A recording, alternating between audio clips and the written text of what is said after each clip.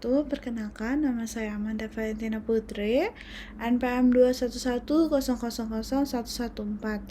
Saya di sini akan menjelaskan penerapan hukum, fungsi, tujuan, dan langkah-langkah.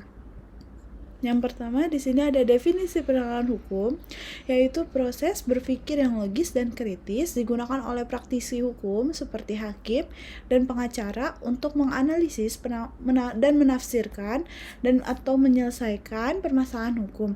Proses ini melibatkan penerapan aturan hukum yang relevan pada fakta-fakta spesifik suatu kasus dengan tujuan mencapai keputusan yang adil dan tepat.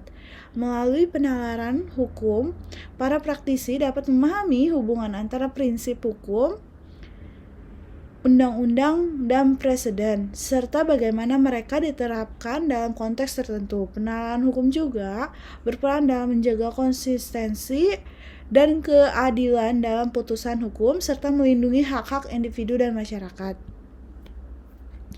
Lalu di sini ada fungsi penalaran hukum.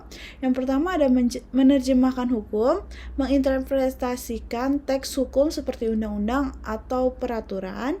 Yang kedua ada penerapan hukum, memutuskan bagaimana hukum harus diterapkan dalam situasi konkret. Yang ketiga, penciptaan hukum baru. Kadang-kadang penalaran hukum juga digunakan untuk menciptakan hukum baru ketika tidak ada aturan yang jelas. Yang keempat, permasalahan konflik. Penalaran hukum membantu dalam menyelesaikan konflik antara peraturan atau kasus hukum yang bertentangan. Terus, tujuan penalaran hukum yaitu menegakkan keadilan. Dari penalaran hukum adalah untuk memastikan bahwa keadilan ditegakkan dalam setiap putusan hukum. Yang kedua, konsistensi dalam putusan, menjaga agar putusan hukum tetap konsisten dan dapat diprediksi. Yang ketiga, keputusan yang rasional, membantu dalam membuat keputusan hukum yang rasional dan dapat dipertanggungjawabkan.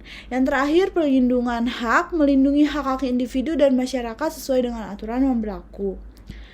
Dan langkah-langkah penanganan hukum ini, yang pertama kita harus mengidentifikasi masalah hukum, menemukan isu hukum yang harus diselesaikan, lalu menganalisa fakta, mengumpulkan dan menganalisis fakta-fakta yang relevan dengan permasalahan hukum.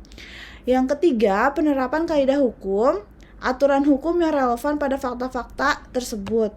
Yang keempat, itu mengevaluasi dan putusan, mengevaluasi hasil penerapan hukum dan memutuskan solusi yang paling tepat. Yang terakhir, penulisan putusan, menyusun keputusan atau argumen hukum dengan jelas dan logis.